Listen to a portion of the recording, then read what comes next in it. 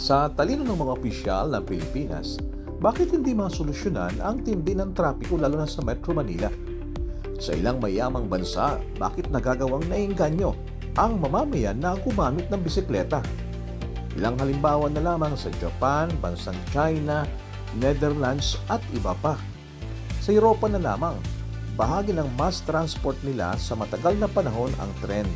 Liban sa mga long distance travel, may tren din sila na dumadaan sa gitna mismo ng kalsada. Mas maraming naisasakay, walang traffic pa. Tulad na lamang dito sa Netherlands. Makita nyo ang release sa mismong mga kalsada na dinadaanan din ng mga sasakyan. Mapapansin sadyang episyente ang mass transport system nila. Kaya naman, hindi gaano katindi ang traffic. Pinagpaplanuhan talaga itong public transport service. Ganoon din naman doon sa Frankfurt sa Germany at iba pang kalapit na bansa sa Europa.